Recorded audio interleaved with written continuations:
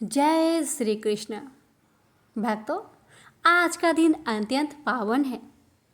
निर्जला एकादशी यह वह तिथि है जब बिना जल के उपवास करके भक्त भगवान विष्णु की आराधना करते हैं और अपने जीवन के पापों का प्रायश्चित करते हैं। भक्तों, आज इस शुभ अवसर पर हम सभी मिलकर श्रीमद् भागवत गीता के 2 विशेष अध्याय का श्रवण करेंगे। तीसरा अध्याय कर्म योग और 7वां अध्याय ज्ञान विज्ञान योग। इन दोनों अध्यायों में श्री कृष्ण ने जीवन की दिशा बदलने वाला मार्ग बताया है। कैसे हम कर्म करते हुए भी भगवान से जुड़ सकते हैं और कैसे सच्चा ज्ञान और भक्ति आत्मा को मोक्ष की ओर ले जाते हैं। तो आइए इस पुण्य दिन पर गीता के दिव्य वचनों का श्रवण करें, जो न केवल हमारे पापों के नाश करेंगे बल्कि जीवन में सच्चा शांति, संतुलन और भगवत प्रेम भी देंगे। भक्तों, निर्जला एकादशी का उपवास और गीता श्रवण मिलकर मन, वाणी और कर्म से हुए पापों का शमन करते हैं। तीसरे अध्याय में बताया गया है कैसे निष्काम कर्म करते हुए भी मनुष्य ईश्वर से जुड़ सकता है।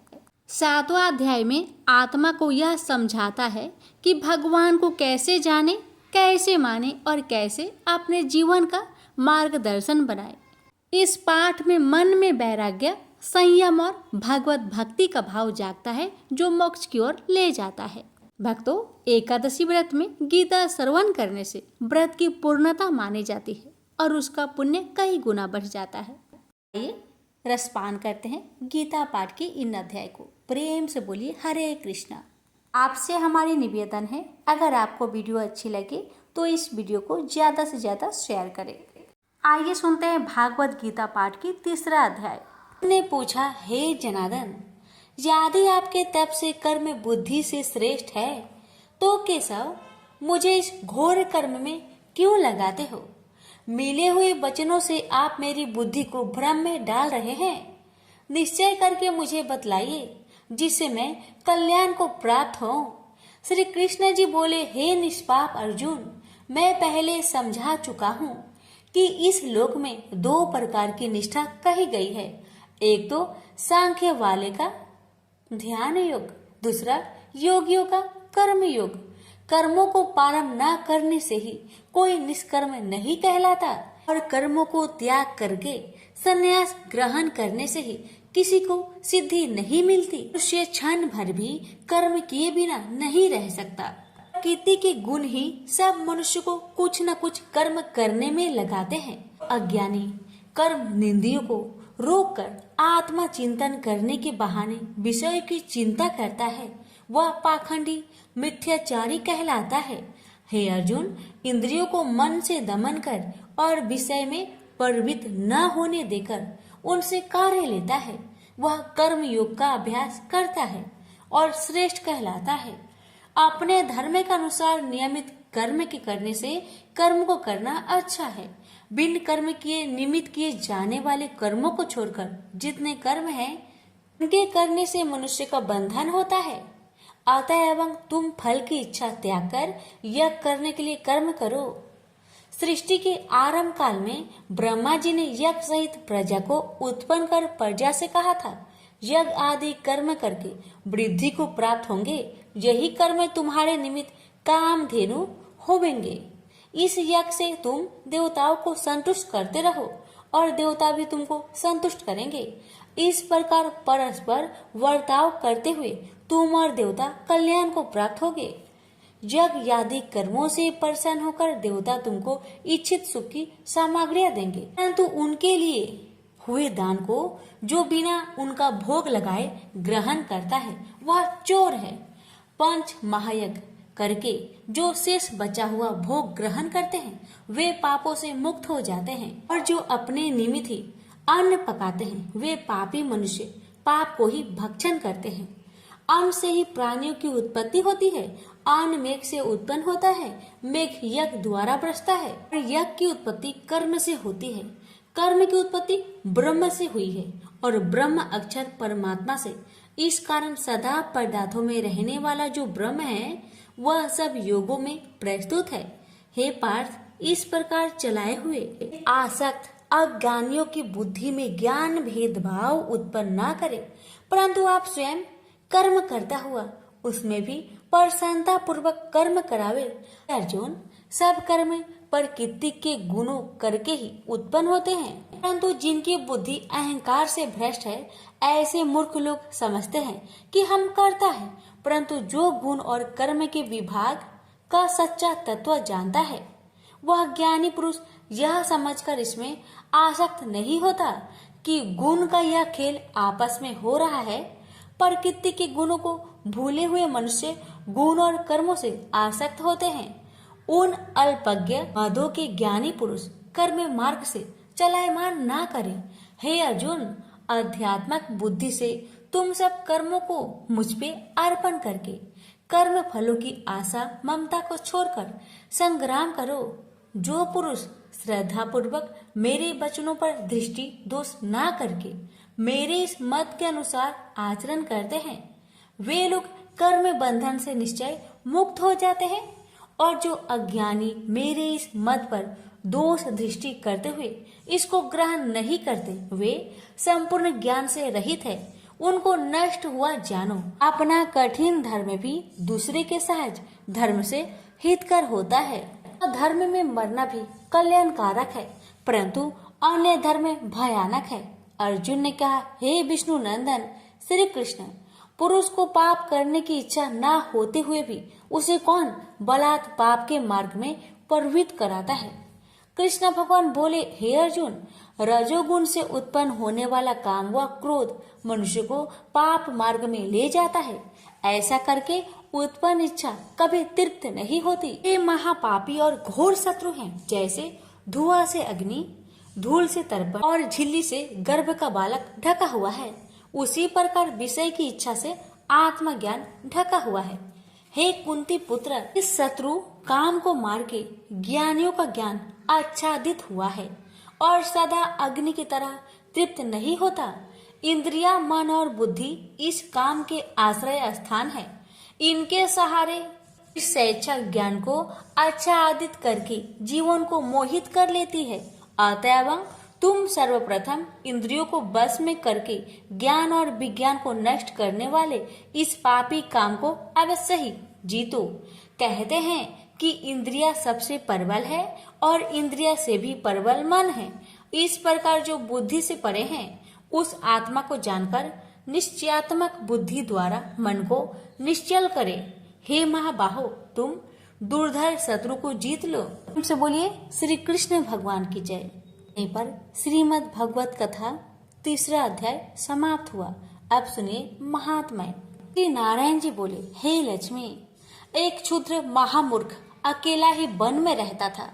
बड़े अनर्थों से उसने बहुत सा द्रव इकट्ठा किया।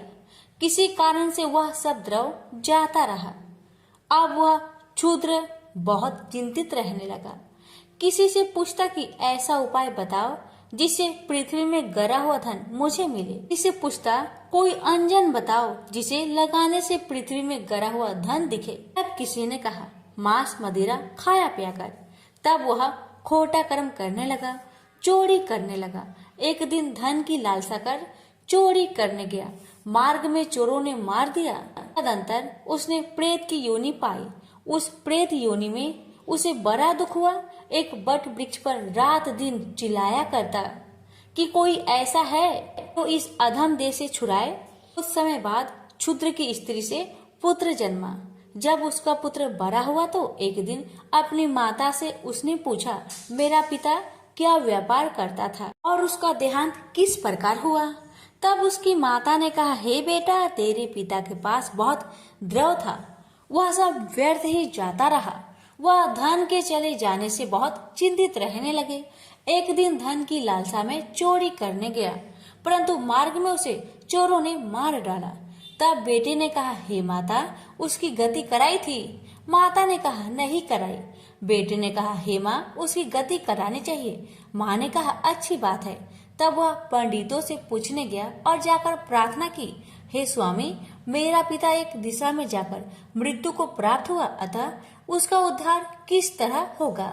पंडितों ने कहा, तू गया जी जाकर उनकी गति कर, तब पितरों का उद्धार होगा। यह सुन उसने माता की आज्ञा लेकर गया जी को गमन किया। प्रयागराज दर्शन स्नान करके आगे को चला।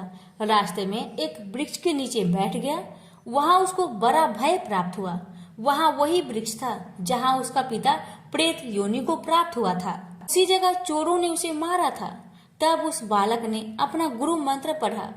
उसका एक नियम था, वह एक अध्याय श्री गीता जी का भी नित्य पाठ किया करता था। एक दिन उसकी पिता ने प्रेत की योनि में सुना तो सुनते ही उसकी प्रेत योनि टूट गई और देवदेही पाई। स्वर्ग से विमान आए और वह विमान पर चढ़कर पुत्र के सामने आया और आशीर्वाद देकर कहा, हे पुत्र, मैं तेरा पिता हूँ जो मरकर प्रेत हुआ था। तेरे गीता पाठ करने से मेरी देवदेही हुई है। अब मेरा उद्धार हुआ है और तेरी कृपा से मैं स्वर्ग को जाता हूँ। अब तू गया जी को अपनी खुशी से जा। इतने सुनकर पुत्र ने कहा, हे पिताजी, कुछ और आज्ञा करो जो मैं आपकी सेवा करूं। तब उस देवदेही ने कहा, देख, मेरी 7 पीढ़ियों के पितर नरक में पड़े हैं। अब तू गीता जी के 3रे अध्याय का पाठ करके उनको भी इस दुख से मुक्ति प्रदान कर। इतना वचन कह वह देवदेही स्वर्ग को गए। तब उस बालक ने वहीं पर पुनः गीता जी के 3रे अध्याय का पाठ किया और सब पितरों को उसका पुण्य देकर वैकुंठवासी हुआ। जो प्राणी श्री गीता जी का पाठ करे या श्रवण करे, उसका फल कहने में नहीं आ सकता। तब श्री भगवान जी बोले, हे लक्ष्मी, यह 3रे अध्याय का जो फल मैंने तुमसे कहा वह तुमने सुना है। प्रेम से बोलिए लक्ष्मी नारायण की जय। कथा को पूरा जरूर श्रवण करें और अपनों को भी सुनाएं। अगर वीडियो अच्छी लगे तो आगे दूसरों को भी शेयर करें। अब सुनते हैं श्रीमद् भागवत गीता पाठ का अध्याय को।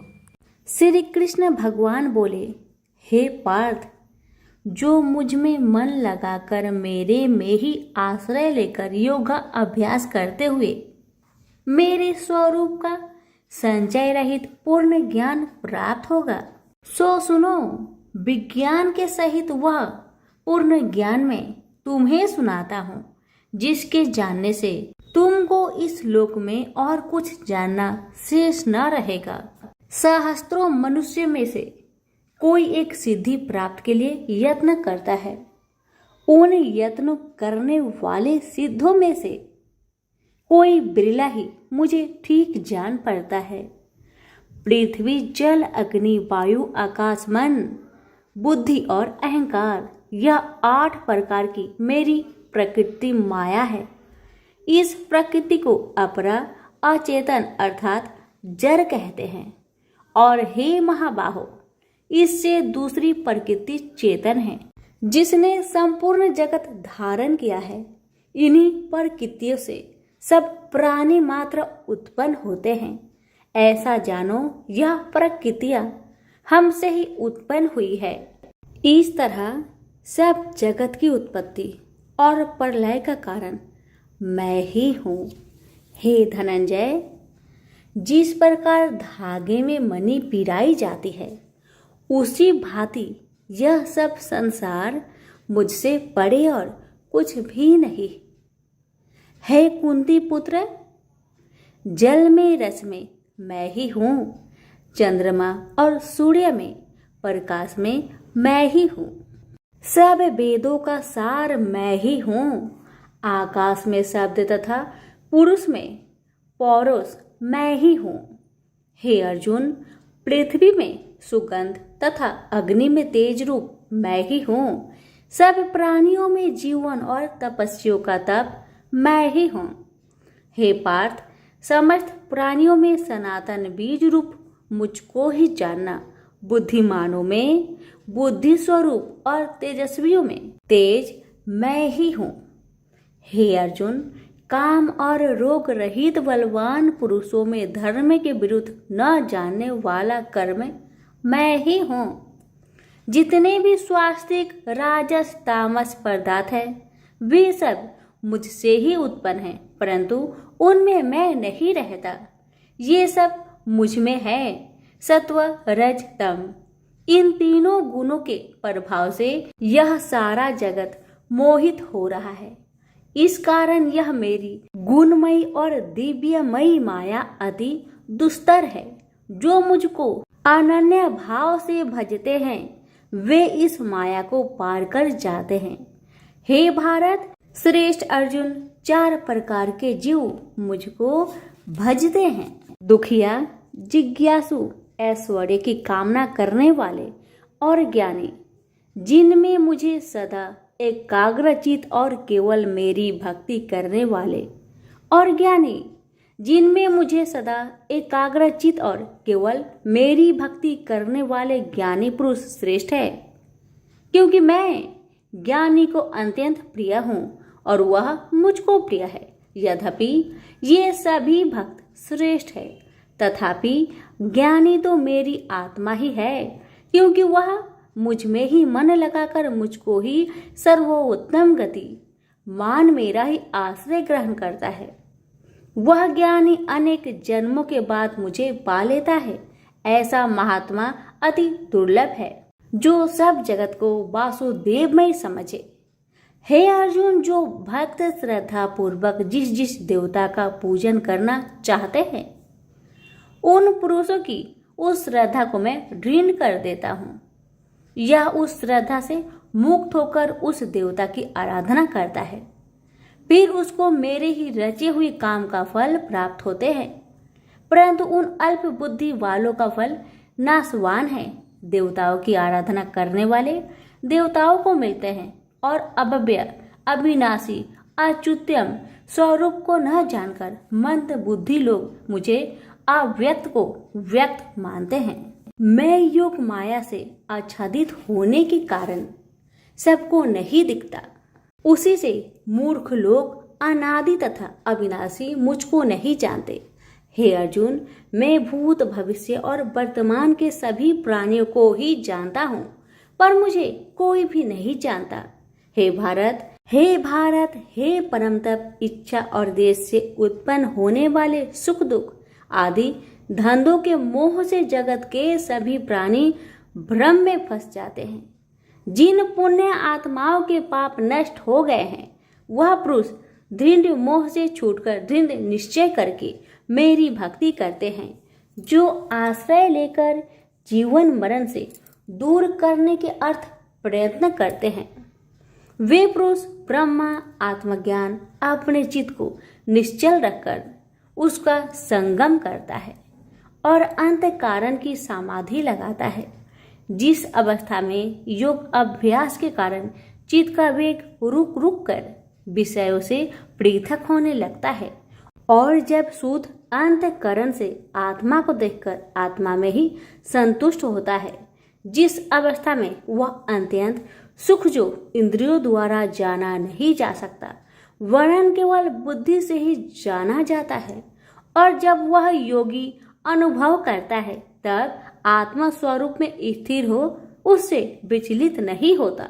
इस अवस्था को पाकर फिर और कोई लाभ उसको अच्छा नहीं लगता, और जहाँ स्थिर होने पर और कोई बड़ा भारी दुख उसको वहां से चलायमान नहीं कर सकता। इस अवस्था को दुख संयोग वियोग कारक नामक योग जानना हो तो योग निर्विकल्प चित्त से निश्चय करके जानना चाहिए। संकल्प से उत्पन्न होने वाला समस्त कामनाओं को त्याग कर और मन ही मन में सकल इंद्रियों को चारों ओर से रोक रोक कर धैर्य के साथ बुद्धि को अपने अधीन कर धीरे धीरे विषय से दूर हटा ले और भली भांति मन को आत्मा में स्थिर करके किसी वस्तु की इच्छा ना करे, और चंचल मन जिधर जिधर जाए उधर से इसको हटाकर आत्मा के बस में करना चाहिए। इस प्रकार शांति चित्त तथा रजोगुण से रहित निष्पाप तथा ब्रह्म स्वरूप योगी को उत्तम सुख प्राप्त होता है। इस रीति से निरंतर योगाभ्यास करने वाला योगी समस्त पापों से छूटकर सहज ही उस परम सुख को पा लेता है जो ब्रह्म के संयोग से प्राप्त होता है। जिसका मन योग में स्थिर हो गया है उसकी दृष्टि भी सर्वत्र समान हो जाती है और वह सब प्राणियों में अपने को और अपने में सब प्राणियों को देखता है। जो सब प्राणियों में मुझको और मुझ में सब प्राणियों को देखता है। मैं उससे अलग नहीं रहता और मुझसे वह अलग नहीं रहता। जो अभेद भाव से रहता है, सब प्राणियों में स्थिर हो मेरा मनन करता है, वह योगी चाहे जिस अवस्था में रहे मुझ में मिल जाता है। हे अर्जुन, जो समस्त प्राणियों के दुख सुख के समान समझता है और सबको समान देखता है, वही श्रेष्ठ योगी है। अर्जुन बोले, हे मधुसूदन, आपने जो योग बताया कि सबको अपने ही समान देखे, सो मन के चंचल होने के कारण मैं उसको अपने में दृढ़ स्थिर नहीं देखता हूँ। हे श्री कृष्ण, यह चंचल मन बड़ा ही हठी पराक्रमी और दृढ़ है। इसको अपने अधीन रखना तो मुझे वायु को बांध रखने के समान ही प्रतीत होता है। श्री कृष्ण भगवान ने कहा, हे महाबाहो, इसमें संदेह कि मन अति चंचल है, तो भी हे कुंती पुत्र, अभ्यास और वैराग्य से इसे बस में किया जा सकता है। जिसका मन बस में नहीं, उसको योग अति दुर्लभ है।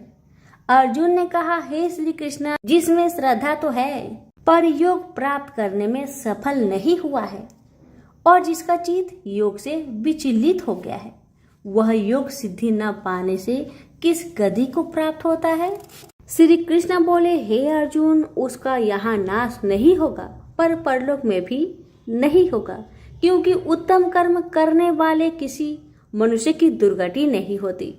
वह योग में असफल मनुष्य बहुत दिनों तक पुण्यवानों को प्राप्त होने वाले लोकों में वास करता है और फिर वहां से किसी पवित्र और धनवान मनुष्य घर में आकर जन्म लेता है। इस प्रकार का जन्म पाना भी इस लोक में बड़ा दुर्लभ है। हे कुरुनंदन, यह योगियों के बस में जन्म लेकर पूर्व जन्म की बुद्धि संस्कार अर्थात आत्मज्ञान को पाता है और उससे अधिक सिद्धि के लिए यत्न करता हूँ। पूर्व जन्म में किए योग अभ्यास के बल में अनेक विघ्नों को पड़ने पर भी यह मोक्ष को प्राप्त होता है। योग की केवल इच्छा ही हो तो पुरुष शब्द ब्रह्म के परे जा पहुंचता है। जो बड़े परिश्रम और यत्न से योग अभ्यास करता है, वह पापों से छूट मोक्ष को पाता है। बड़े तपस्वियों से योगी श्रेष्ठ है। जो शुद्ध होकर अनेक जन्मों में परिश्रम करके सफल होता है और ज्ञानियों से भी योगी श्रेष्ठ है। इसलिए हे अर्जुन, तुम योगी बनो। केवल मुझ में ही मन लगाकर योग प्राप्ति के लिए जो मेरा भजन करता है, उसको समस्त योगियों के मध्य से मैंने अत्यंत श्रेष्ठ माना है। प्रेम से बोलिए श्री कृष्ण भगवान की जय।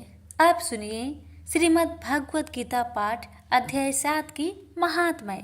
भगवान शिव कहते हैं, हे पार्वती, अब मैं 7वें अध्याय का महात्म्य बतलाता हूँ, जिसे सुनकर कानों में अमृत राशि भर जाती है। पाटलिपुत्र नामक एक दुर्गम नगर है, जिसका गोपुर बहुत ही ऊंचा है। उस नगर में शंकुकर्ण नामक एक ब्राह्मण रहता था। उसने वेश्यावृत्ति का आश्रय लेकर बहुत धन कमाया, किंतु ना तो कभी पितरों का तर्पण किया और न देवताओं का पूजन ही। वह धनोपार्जन में तत्पर होकर राजाओं को ही भोज दिया करता था। एक समय की बात है, उस ब्राह्मण ने अपना चौथा विवाह करने के लिए पुत्र और बंधुओं के साथ यात्रा की। मार्ग में आधी रात के समय जब वह सो रहा था, तब एक सर्प ने कहीं से आकर उसकी बाह में काट लिया। उसके काटते ही ऐसी अवस्था हो गई कि मणि, मंत्र और औषधि आदि से भी उसके शरीर की रक्षा असाध्य जान पड़ी। तत्पश्चात कुछ ही क्षणों में उसके प्राण पेखरू उड़ गए। वह प्रेत बना। फिर बहुत समय के बाद वह प्रेत सर्प योनि में उत्पन्न हुआ। उसका बीत धन की वासना में बंधा था। उसने पूर्व वृत्तांत को स्मरण करके सोचा, मैंने घर के बाहर करोड़ों की संख्या में अपना जो धन गार रखा है, उससे इन पुत्रों को वंचित करके स्वयं ही उसकी रक्षा करूंगा। सांप की योनि से पीड़ित होकर पिता ने एक दिव्य सपना में अपने पुत्र के समक्ष आकर अपना मनोभाव बताया। तब उसके पुत्र ने सवेरे उठकर बड़े विस्मय के साथ एक दूसरे से सपने की बातें कही। उनमें से झंझला पुत्र कुदाल हाथ में लिए घर से निकला और जहां उसके पिता सर्प योनि धारण करके रहते थे उस स्थान पर गया। यद्यपि उसे धन के स्थान पर ठीक ठीक पता नहीं था, तो भी उसने जीहो से उसका ठीक निश्चय कर लिया और लोभ बुद्धि से वहां पहुंचकर बाबी को खोदना आरंभ किया। तब उस बाबी से बड़ा भयानक सांप प्रकट हुआ और बोला, ओ मूर्ख, तू कौन है? किस लिए यहाँ आया है? यह बिल क्यों खोद रहा है? किसने तुझे भेजा है? ये सारी बातें मेरे सामने बता। पुत्र बोला, पिताजी, आपकी मुक्ति कैसे होगी? इसका उपाय मुझे बतलाइए, क्योंकि मैं इतनी रात को सब लोगों को छोड़कर आपके पास आया हूँ। पिता बोले, बेटा, गीता के अमृतमय 7वें अध्याय को छोड़कर मुझे मुक्त करने में तीर्थ, दान, तप और यज्ञ भी सर्वथा समर्थ नहीं है। केवल गीता का 7वां अध्याय ही प्राणियों के जरा मृत्यु आदि दुखों को दूर करने वाला है। पुत्र, मेरे श्राद्ध के दिन गीता के 7वें अध्याय का पाठ करने वाले ब्राह्मण को श्रद्धा पूर्वक भोजन कराओ। इससे निसंदेह मेरी मुक्ति हो जाएगी। बस अपनी शक्ति के अनुसार पूर्ण श्रद्धा के साथ निर्वर्षी और वेद विद्या में प्रवीण अन्य प्राणी को भी भोजन कराना। सर्प योनि में पड़े हुए पिता के यह वचन सुनकर सभी पुत्र ने उनकी आज्ञा अनुसार तथा उससे भी अधिक किया। अब शंकुकर ने अपने सर्प शरीर को त्याग कर दिव्य देह धारण किया और सारा धन पुत्रों के अधीन कर दिया। पिता ने करोड़ों की संख्या में जो धन उनमें बांट दिया था, उससे वे पुत्र बहुत प्रसन्न हुए। उनकी बुद्धि धर्म में लगने लगी थी, इसलिए उन्होंने बावली, कुआं, पोखरा, यज्ञ तथा देव मंदिर के लिए उस धन का उपयोग किया और अन्य शाला भी बनवाए। तत्पश्चात 7वें अध्याय का सदा जप करते हुए उन्होंने मोक्ष प्राप्त किया। हे पार्वती, यह तुम्हें 7वां अध्याय का महात्म्य बतलाया, जिसके श्रवण मात्र से मानव सब पातकों से मुक्त हो जाता है। प्रेम से बोलिए उमापति शंकर भगवान की जय। वीडियो को लाइक शेयर करना ना भूले। धन्यवाद।